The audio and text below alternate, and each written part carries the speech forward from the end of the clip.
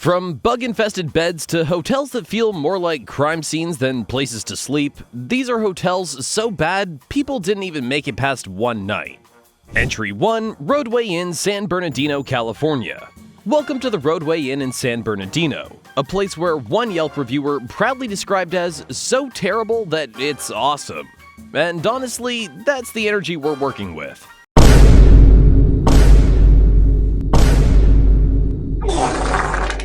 Let's start in the lobby. According to the first review, you're greeted by a receptionist with speed bumps while a crazy tweaker stares at her like he's about to unlock a true crime episode. The same reviewer says the walls are covered in what they call tweaker hieroglyphics, partially hidden under toothpaste and wallpaper patches, and yes, there's a photo. That picture already tells you this day is gonna be character building. Brace yourself. Outside is apparently where the real entertainment happens. He recommends requesting a room facing the parking lot because, quote, you won't be disappointed. From there, you might witness a tranny hooker who looks like somebody's grandpa swinging his cheeks, or a woman cleaning her windshield for 2 hours straight, all for free. Now we move into the rooms, where people start leaving immediately.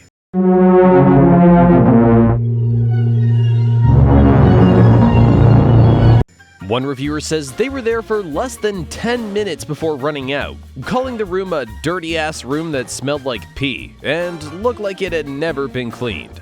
The bathroom was so bad they said you'd be better off finding a bush outside to pee on. They also warn that the pictures they advertise are lies. Oh my god, bro. Oh, hell no, man. What the fuck, man?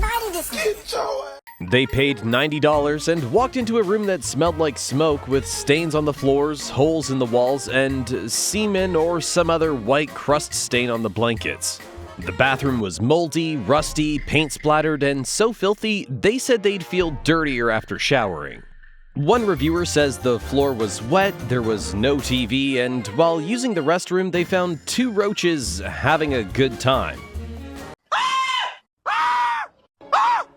Plus another one hanging out by the bed, probably waiting for him. Very festive. And finally, the long goodbye review. This guest says the hotel was filthy inside and out. The door lock was broken, so they had to wedge chairs against it to sleep. The bed had cigarette burns, pee stains, lipstick or nail polish on the sheets, and black curly hairs.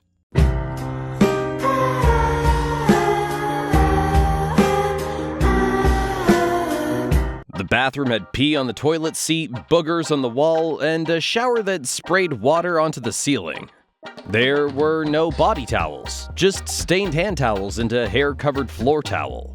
Also, roaches, no smoke detector, barking dogs, shaking beds from loud music, police sirens, and train noise all night. Their advice, though, was that if you're stubborn enough to still show up, bring pepper spray and a taser. I don't know about you, but let's get out of here and move on.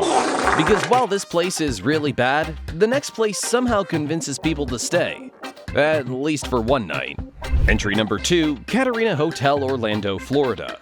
Welcome to Orlando, where people come for football games and somehow end up at the Catarina Hotel.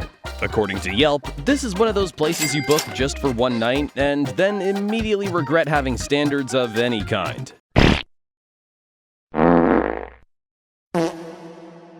The first review you see opens with, "Why is there literal doo-doo stains on my bed?" Not very reassuring, is it? They go on to ask the hotel staff, who apparently said, "Oh, maybe it was you. We clean every day." This was a very bold accusation, and as you can guess, the review ends with pure rage and regret. Another guest didn't even make it to sleep. While getting ready for bed, they moved the pillows and found a roach lying there. I bring the pain like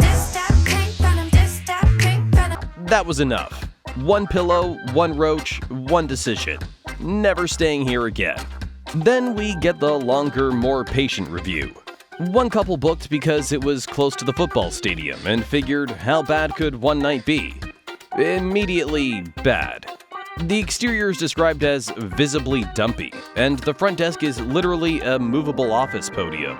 They were also asked for a $50 cash deposit, which already feels like a warning sign. The elevators were trashed, with broken mirrors and graffiti scratched into the frame.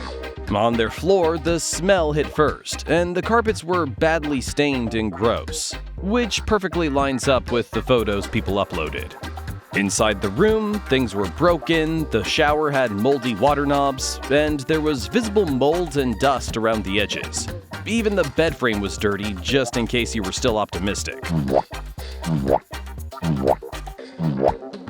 Breakfast didn't save it either. Their continental breakfast was described as milk, cereal, and juice. That's it. Which felt insulting enough that they left and ate at a diner instead. And finally, the fastest exit. One reviewer says they walked in, looked around, and walked right back out.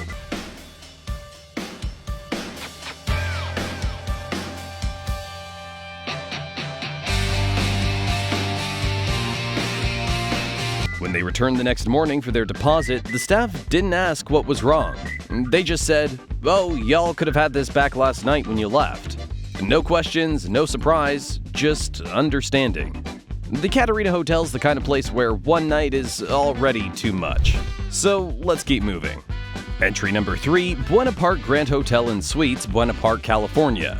Next up is the Buena Park Grand Hotel and Suites, a hotel right next to Knott's Berry Farm and technically carries the Marriott name, which is somehow a letdown, because a lot of these reviews sound like they were written in disbelief. One reviewer calls it a mixed bag, praising the Spanish-style design and saying it has charm, until you actually stay there. Once the aesthetics wear off, they notice the place is pretty outdated, with things that are broken, worn out, or in need of maintenance. Basically, it looks nice from a distance, and that's where you should admire it from. Then the tone shifts fast. Another guest says this is by far the worst place I've stayed that is considered a Marriott property.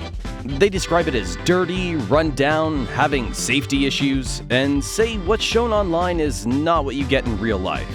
Even after complaining to Marriott and submitting photos, they were told the issue was resolved, which clearly did not resolve their trauma. A longtime Titanium Bonvoy member takes it further, saying the entire property needs a complete renovation. Every space apparently has a strong musty smell. The furniture is dingy and dirty, and they didn't even want to sit down. Outside, the walkways had standing water and open drainage holes, and inside the room there were nails and screws left in the walls like someone quit mid-renovation. The fridge was frozen solid on the inside, and the reviewer ends by wondering if bugs are breeding somewhere they can't see. Always reassuring to see bugs. Breakfast didn't save it either. When they showed up, the electricity was out. A staff member had quit mid-shift. And breakfast was reduced to some cereal and fruit. And that's it. Then comes room 209. This guest lists problem after problem. Outdated TVs, broken outlets, blinds that don't close, a bathroom door that doesn't lock, and a sink faucet that literally came off. My favorite part. Look, it just comes right off. One towel had a brown stain, the mini fridge leaked into a floor puddle, and there was visible mold in the ground. At night, loud music blasted from a bar across the street, the elevator broke down and trapped guests inside, and later their room keys just stopped working. The final review calls it horrible, calling the curtains shredded, floors filthy, windows dirty, bathroom floor gross.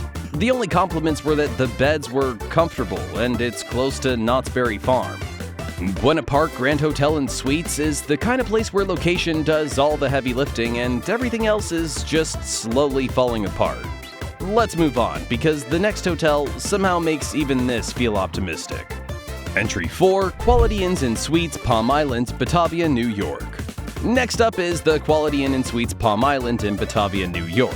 A place that proves water park hotel does not mean functional hotel.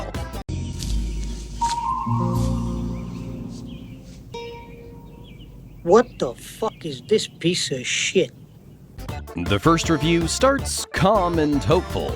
The guest even says they're giving 3 stars mainly because management eventually stepped in. But the stay itself was a mess. They get to the room and realize the microwave and coffee maker aren't plugged in, and then discover there are only 3 working outlets in the entire room. To make easy mac for the kids, they had to unplug the TV and drag the microwave across the room. Real luxury. Overnight, it gets better. Phones and tablets charging meant unplugging lights and an alarm clock, and by morning the fridge had failed its one job. Their Dippin' Dots were fully melted because the fridge never stayed cold. When they looked under the bed for flip-flops, they found dirty panties, a hairbrush, wrappers, dust bunnies the size of a small bag of cotton candy, and many other unspeakables. The next review's from someone who needed a cheap place to crash after a Blink-182 concert. Bad choice. They say the hotel smells terrible and tries to cover it with an orange cleaner scent.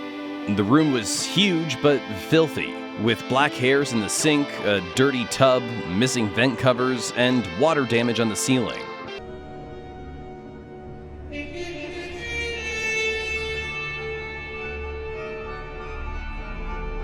Add in shady guys on bikes hanging around the entrance at midnight, broken keycards, and repeated trips to the front desk. Their advice? Spend a little more for the Hampton. Then there's the 4 a.m. chaos. One reviewer says they were snowed in, stood at the front desk yelling hello for 30 minutes, and watched a man outside smoking who apparently had time for cigarettes but not customers. Their dad called the hotel and was hung up on twice.